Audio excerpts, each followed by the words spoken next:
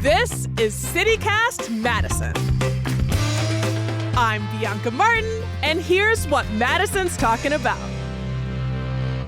Today, there are around 285,000 of us who call Madison home. But when does someone become a true Madisonian? I mean, how Madison am I?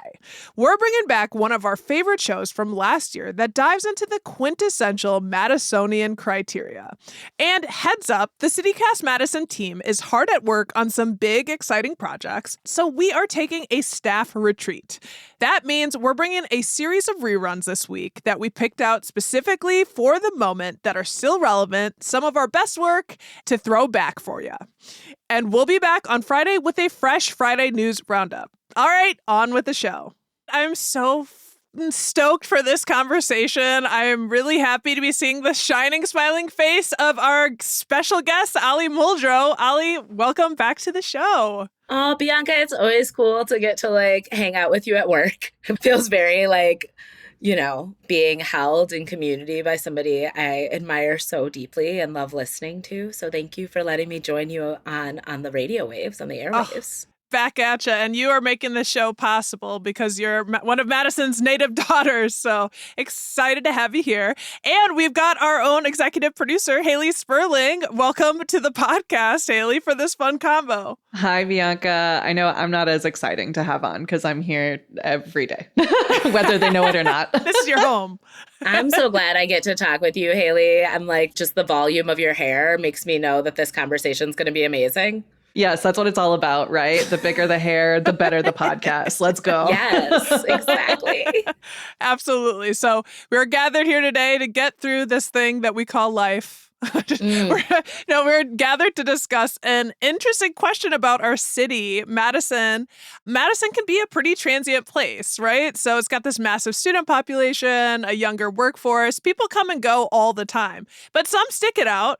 Some people like me are here and then they leave and they come back. So the question is, how do you know when you can truly claim that title of Madisonian? Before we dive into those details and all the fun, we're going to take a sec to talk about our own Madison cred. Ali, we're going to start with you. How long have you lived in Madison and what makes you a Madisonian? I was born and raised in Madison. I went to, kindergarten at Emerson Elementary School and middle school at Sherman, and I graduated from East in 2005. I have worked in Madison. I got married at Tenney Park. This is my city. I love this city. My home. Through and through. And Haley, how about you? What is your Madison cred? Wow. Well, I was not born and raised here. Madison is my chosen home, more or less. I came here in 2013 for school, but I've been here now long enough where my non-school years outpace the school years. So I'm feeling pretty Madison-pilled. I've lived on the east side for the most part, the entire time. I'm an east side girly. Y'all catch me talking about that on the podcast all the time. But yeah, I passed 10 years in Madison recently, and I'm feeling like this is the spot. I've been here, and every time I try and leave, the city just kind of tightens its grip on me and pulls me back in. So we'll see what happens next time I try to go. Maybe I'll end up running for mayor or something. I don't know. 100%. Watch out, Satya. Yeah, so I've definitely heard someone say Madison is like a vortex because a lot of people do leave and come back. That's my story.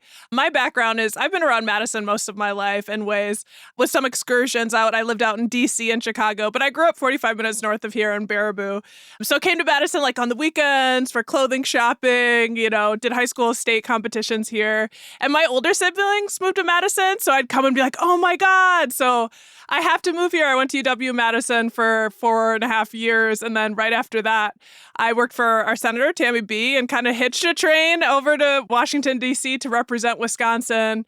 Had a little bit of a radio career there. And then, so I'd been gone for 7 years. And then I came back a few years ago. So I think in total, I lived in Madison for 9 years proper, but kind of feel like I've been Madison adjacent my whole life. So I want to throw out there, Ali, we're going to make you the arbiter. How Madison are we? We invited you because we know that you are true and blue.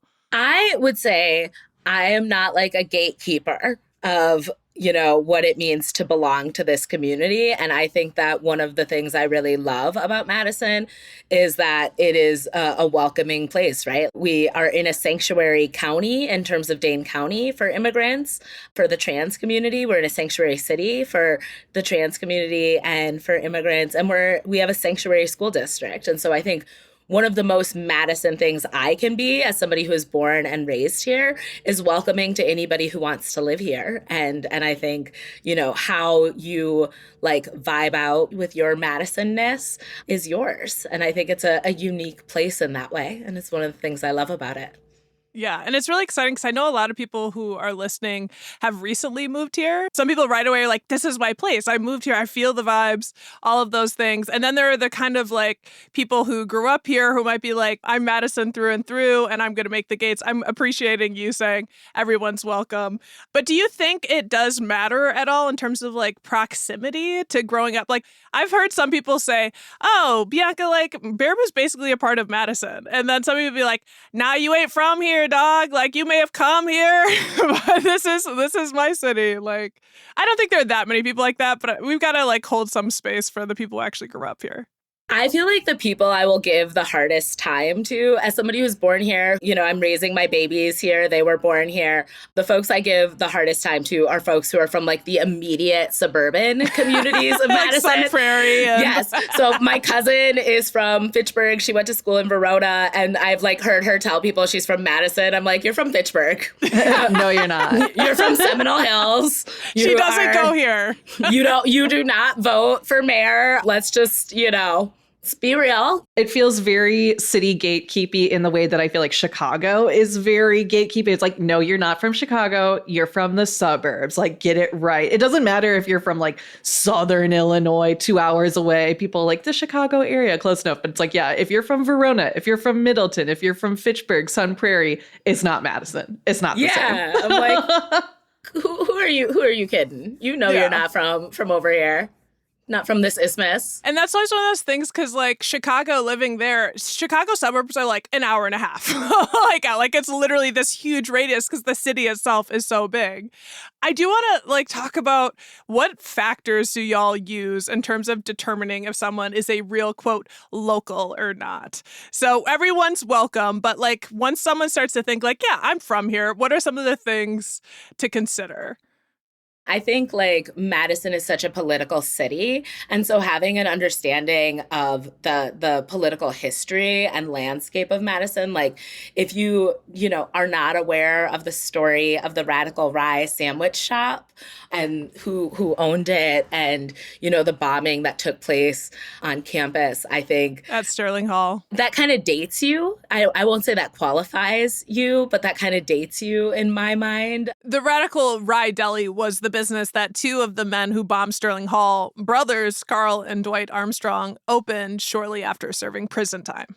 Yeah, I mean, I think like if you can connect the dots in terms of like how the history of politics in Madison has informed the shape of our community now, I consider you a little bit more Madison. I think, too, like building off of that, if you vote in local elections, I think Madisonians care a lot, like you mentioned, Ali, about our political history and about, bringing that spirit of progressiveness from the past into the present and continuing on into the future. And so much of that, as we know, comes through voting. So I think Madison is very civically active. You see people out there in the primaries. You see people out there volunteering for polls, like being a poll worker. I think if you've ever done that, like that's your go to jail, not go to jail free. You're like, you get to home run. I'm making too many analogies that are not making sense. But if you're a poll worker, you count. Yeah. I get down with that. I agree. I really like that too, because I can say, at least Haley, you and I have the similar of like officially living here because of UW-Madison, right? Like we went to school here and that was my introduction. And I remember thinking like, I know I'm in Madison, but it's such a universe in and of itself that if you don't leave the campus for all the students, you aren't really getting into Madison. Like if you don't go past State Street, like there's a different world because I didn't have a car. Like I think this time around where I'm properly living here, I have a car here. I mean, I did vote when I was at UW, right? But that was something that I was pretty aware of. Also because my sister lived here and was like embedded in, she worked at Motherfool's coffee shop and like embedded in lots of things. I'm like, oh, the city is a lot more than the campus. And I think that the next level is like, oh, it's a very political city. And some people are not necessarily tapped into it. The people that are like hardcore Madison. I honestly think too, like, not owning a car, it can go both ways in Madison because I moved here for school in 2013. I graduated in 2017. I lived here since then that whole time. I didn't get a car until 2020, like until the buses really shut down during COVID. And like, you know, they were only letting like 10 people on the bus at one time. And I was like, I just want to go grocery shopping by myself. Like, I just need to do this. And so that's what prompted me to do it. But I feel like so many true Madisonians pride themselves on having a car and never using it or never even having a car, right? Bus or bike all the way. That's true. That's true. I do think that some of us who are very East Side, which is all of us, oh, so true, so true, can get really stuck at East Side that like, this is Madison, but there are other parts. And like I remember in college, like taking the bus an hour and a half to go see a movie at the movie theater. But like, you know, to get to other parts of the city, I think it did open it up for me, but I should have my butt on a bike. I mean, I think like I have a unique experience in terms of I was definitely raised on the East Side and I love the East Side with my whole heart and soul. But I have lived here the vast majority of my life and I have been a renter the vast majority of my life. And so I've gotten to move all over the city. And I think like there's nothing more Madison right now than being priced out of your apartment. And so true. I think like that is, you know, I think there's like the like really sweet things about this city, right? Like if you know the names of all the lakes and if you've spent time on Yahara or, you know, hung out on the creek, I think that the arboretums and the bike paths and all of that is really, really beautiful. But I think, you know, what it means to live here right now is, you know, the whole city is a very expensive place to live. And that has something that has evolved over the course of my lifetime. Oh my gosh. It really is a different place. Like even from 12 years ago, when I first came here, I was like, it was so affordable. I think my rent was $300 with some roommates, you know, like in a nice Madison house. I mean, nice as an old, but still pretty nice Madison house. So many of the places that I used to go to and places that I had friends live in demolished, like it's not even there anymore, you know? So it is really a changing city. So that's another component to bring into this.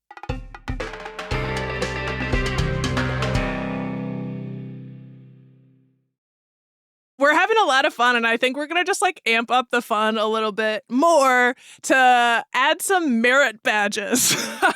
So folks can earn some merit badges to truly lay claim to this local title. We pulled some like ideas, each of us, to share rapid fire. Ali, do you have any ideas? Because we'll go first, and then you can join in with yours. You've already dropped a lot of good ones, but are you good to play a game of like coming up with some merit badges for people in Madison? I am. I'm excited about this. Okay, cool. So I'm going to start, and it's going to be rapid fire, but I've got a number of them. So you know what lake Otis Redding died in? You've been to Freak Fest and remember how crazy it is. R.I.P. Our Halloween festival. Witnessed the naked bike ride or been in the Full Moon Bike Club with a butt cheek or two out. Know about the legacy of queer spaces like the Inferno nightclub. Plan B, or going way back, Hotel Washington. You've been to a metal concert at Mickey's Tavern, the Crystal. Smoked a cigar at Maduro on the Capitol Square. When you really start to know the difference between the different neighborhood festivals, like Orton Park and Marquette Waterfront and Lafayette, they're different. You know Winslow, the mustachioed gentleman behind the bar over at the Caribou, is the best bartender or your favorite bartender's favorite bartender. You've had a Plaza Burger or a $3 Long Island iced tea. Throwback, you've been to the Project Lodge, RIP. You know Dr. Richard Davidson. Bonus points if you meditated with him and a group of conscientious Madisonian folks. And last one, you know the names and some of the lore around the last three mayors. Those are merit badges from Bianca for Madison. Those are so many big badges. They're so good.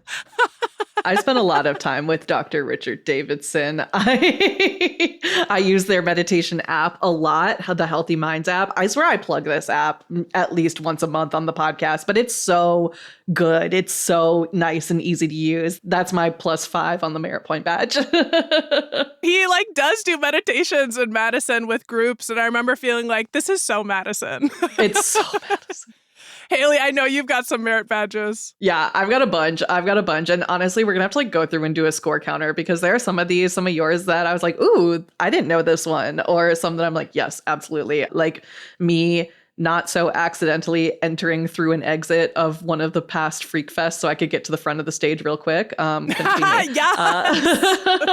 That was a good time. But okay, my big merit badges, and you clocked us East Siders, but you know never to make a left turn into the Willie Street Co-op when it's busy out, or just like making a left turn on Willie Street in general. Like, I'm sorry, please stop. On that note, you can drive the Isthmus without GPS, or if you're like me and just need GPS for everything out of habit, you have at least a solid understanding of traffic around the square and on the Isthmus, aka knowing which ones are one-ways. This one's not me. Maybe one day, or if I have a child that grows up in Madison, knowing how to unicycle. I think if you know how to unicycle, you are qualified to run for mayor. Ali, you like that one? Yeah, Ali. Another big one that we came up on the anniversary of it recently, knowing the time that Elvis came to Madison and broke up a fight in these city streets, allegedly. If you don't know the story, we've written about it for Madison Minutes. We'll hook you up there. Another good one, if you've hit the quota on backyard chickens, I think this is also a very East Side thing. I know some of my past neighbors have definitely exceeded it. Speaking of animals, adopting a pet from one of our local shelters. I think that's a big merit badge. Shout out to my boy Ozzy, who came from the Dane County Humane Society. Going downtown to State Street, this might be a personal one, but you still have no idea how Princess of India has lasted this long. How are they in business? I mean, who is buying prom dresses 24/7, like 365? I bought my prom dress on Did you State really? Street. Yeah. Queen, I icon. with my own cash. I felt like a boss. I love it. I love it. That's amazing. Having a favorite dish at Halong Bay, shout out to their 2.0 restaurant. I still got to hit it up, but they still got the same great menu. Speaking once again of animals, having a West Side turkey sighting, those are big, and like posting about it, I think on Facebook, Reddit, or Twitter, that's a big one. Speaking of things to do, going to a Rod Tough Curls concert. This is something that I have been put onto recently by another sect of Madisonians, mostly they're the ultimate Frisbee community. Having a favorite Woodman's location with specific reasons as to why, which one is your favorite. Shout out to the East Side. For me, it's simply convenience. And having something nice on this list, watching a sunset or a sunrise at the terrace. That is the best thing for me. And then some great just little lore pieces. Going the right direction around the Dane County Farmers Market. If you have to ask which direction is the right direction, you don't know. We'll tell you later. Witnessing Thong Scooter Cape Man on a game day. Y'all know who I'm talking about. He's pretty much self-described, baby. And his little doggies. Plus, if you've ever called it a mild winter, simply for the lack of negative degree weather, that is Madisonian. Woo! Pew, pew, pew, pew. Ali, let's hear yours. You have been to a drag brunch. You've been to a reading at a room of one's own. Yes.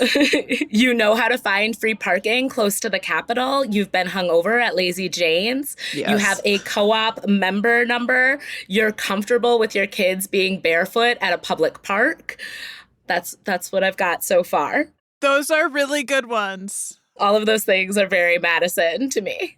The parking downtown is huge, and it's getting more complicated every day. It's By getting all the places, harder. Lazy Jane's, those scones. I will say I used to have like several free little parking spots around the square, but now with all the construction and stuff, like they're getting swooped up, or they're like no parking allowed here, or they're actually like really cracking down on towing people. And my least favorite thing to do would be to tell someone like, oh, you can park here, and then they get towed. I'd be like, oh, Yikes, because that may or may not have happened to me in the past. It's a very like signature move if you are really confident about where someone can park for free and walk to the Capitol. And I feel like I know a few true Madisonians who are like, I know exactly where you'll be in walking distance of the Overture Center and you won't have to pay for parking. I want to add one, which is if you have in your home one of the like beer containers from the Union, like the plastic thing. Yes, if you have that pitcher at your house, I'm like, you're obviously like you're deep in the sauce. That's a real one. Or a terrace chair to make that, official, even though officially you're not supposed to take them. Then you're a criminal. That's next level.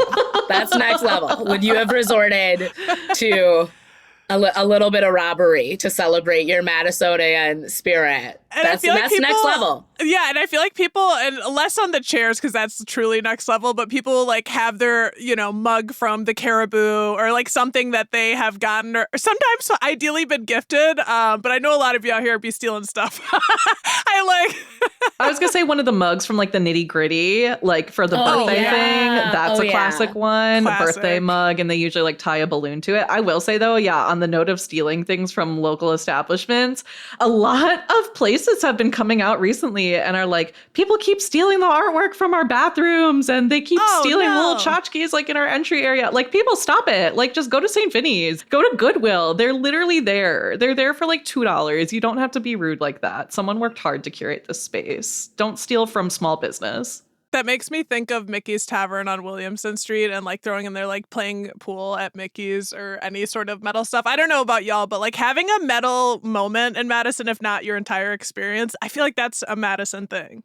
I feel like I almost put Mickey's on there as like, if you have talked about like what restaurant to go to based on the porch because the weather is nice enough to eat outside, like that's a very Madison conversation. Yes. 100%. One thing that I do want to ask you, Ollie, is about like the Madison high schools, because now I've been here long enough. I didn't go to high school here, but I know that there are rivalries and I have different thoughts. Like, you're obviously East Sider. I've heard things about West Side. Like, if you were to kind of like clock the different high schools, would you? And also maybe that's putting you in a hard place since you are on the school board. Yeah, that's so real.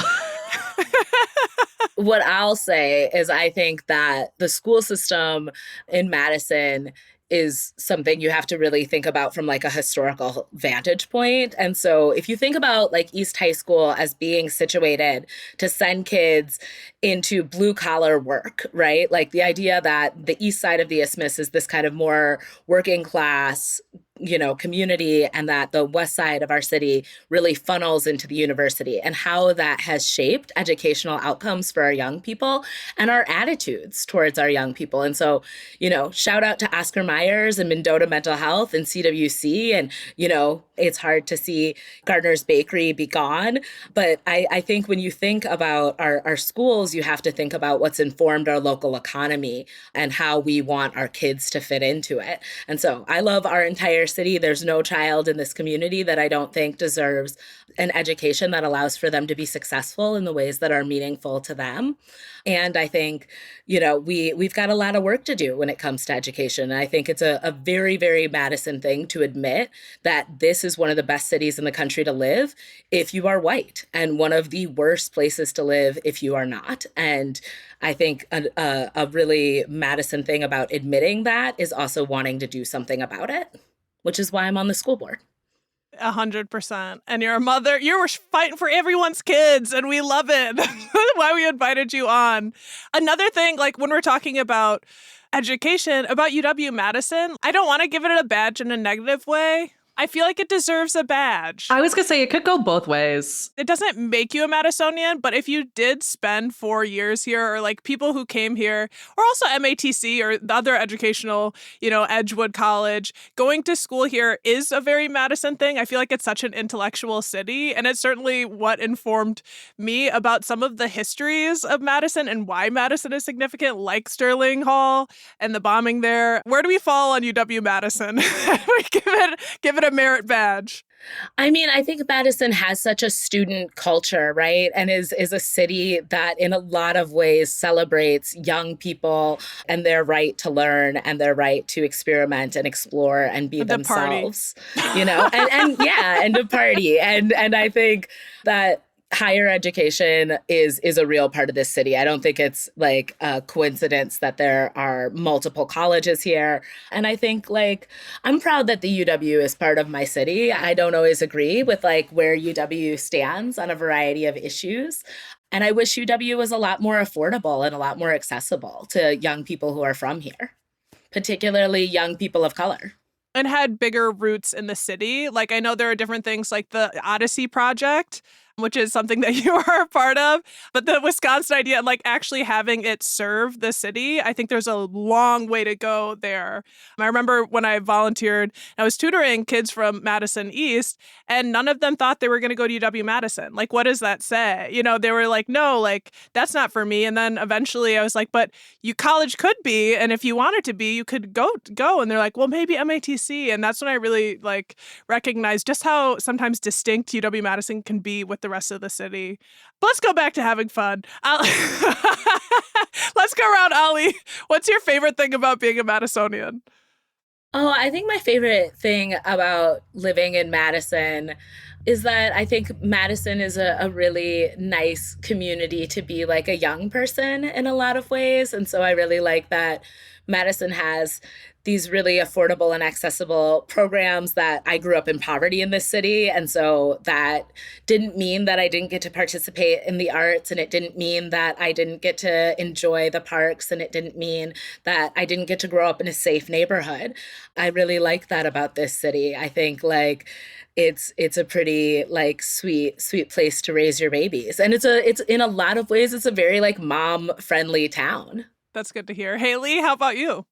I think for me, a lot of it is the people. I think sometimes Madison can come off as pretentious in a way, and like especially like white middle class Madison can come off as pretentious in this like faux liberal way. But aside from all of that, I think that like Madison really embraces that like novice mindset where people are always willing to try something new and are very supportive if like you're taking a pottery class and it's your first time. Like it is a community of learning and building and growing together. And it's nice to have those support systems around. It's been very easy for me to find groups of support and community in these more structured areas that might feel a little bit more like closed off sometimes. You know, like I've taken kickboxing classes and became great friends with my kickboxing instructor, you know, just little things like that. It's a great place to find friends, make friends if you're willing to put in the effort.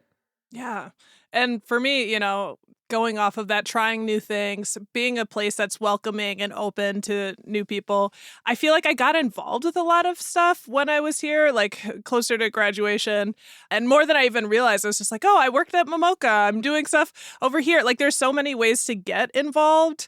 And then I did, and I moved away and like come back 6 years later and people still know my name. And I like had a community to come back to, and it felt cool. I was like, oh my God. Cause I remember there was a moment there's like, you really know so many people doing cool things. And I come back, and a lot of the people that I was meeting who were just getting involved in things, now they're starting their own businesses. They're running stuff. Like it's beautiful. And it would be hard for me to say this isn't one of my homes when I come back and people are like, oh, we're so glad you're back.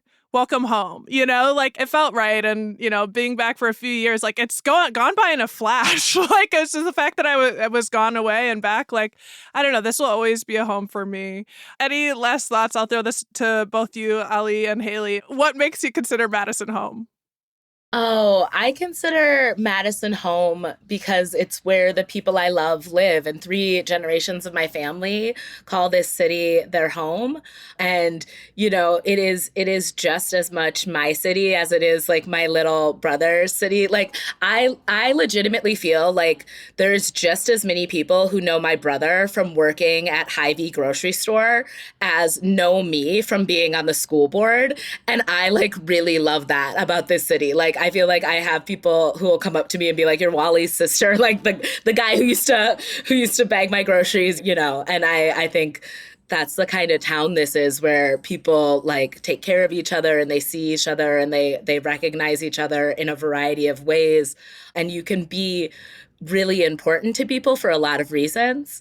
And I love that about this community. Oh, yes. It's Yes, a beautiful thing. Yes, and I think the thing that I love about Madison is that, like, it's not a big city. It's a big enough city, but it's really easy to make a big impact for people. It doesn't take a lot for you to become remembered or for you to make an impact on this city. And I think that Madison really welcomes that. We welcome innovation. We welcome experimentation. We welcome new ideas. We welcome all things kitschy and weird, which is my favorite thing. I like just things and frills everywhere. But yeah, I think it's a solid place to build community. Like Ali said, like, it's where a lot of the people that I love are. My family's still in Minneapolis, but they're loving to visit Madison, and I'm trying to get them down here more. And it's a good spot. Madison's a good spot. We got the lakes, we got the seasons, we got the good vibes. Can't get that much better, right? Yeah. If people are out here walking their cats with crocheted hats, I mean, what else? What's new? Welcome. You're good. You just described like 6 of my neighbors. Yeah. The amounts of cats I see in strollers every day, like, it's up there. And I'm not mad about it. I love it. Perfect. I'm not mad. What's the crunchiest, funkiest thing in Madison that you throw out there, Allie? And I'll wrap, because this is too fun. I want to just keep talking. I'm like, the crunchiest thing about Madison, I would say it's anytime people like really take credit for kind of building it themselves.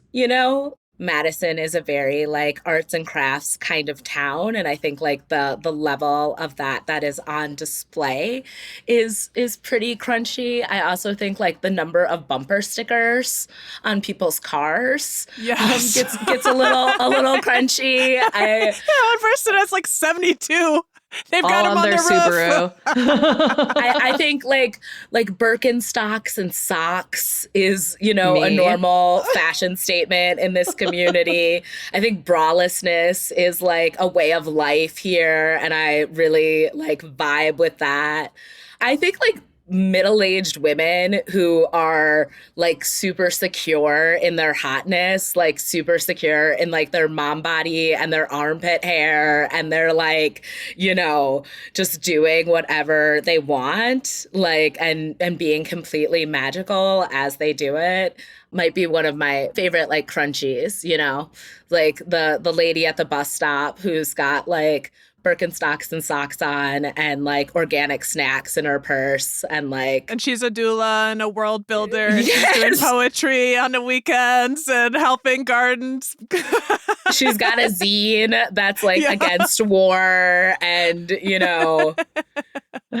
Yes. We got a lot of powerful women out here being their full self, connecting with their divine femininity. This conversation has been so good and so nourishing, and I hope it is for everyone out there listening. And you probably see yourself in different ways in Madison, and you'll certainly see some of the things we talked about.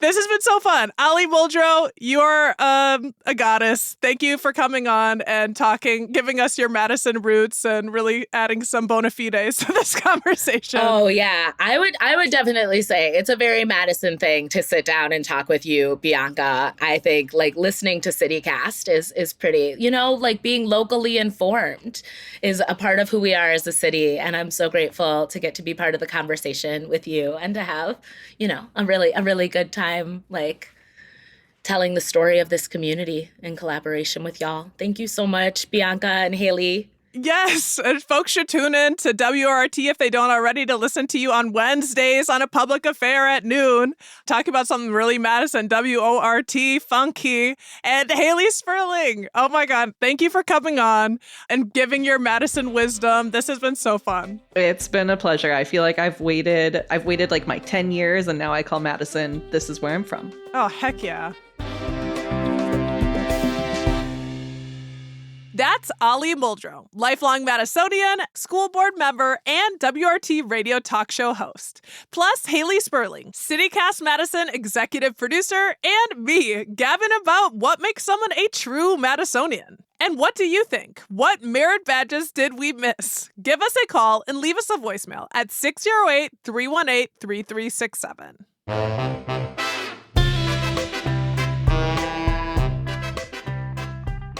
That's all for today, here on CityCast Madison. I'm Bianca Martin, your host. Don't forget, you can support the show and get great perks by becoming a CityCast Madison neighbor at membership.citycast.fm/Madison.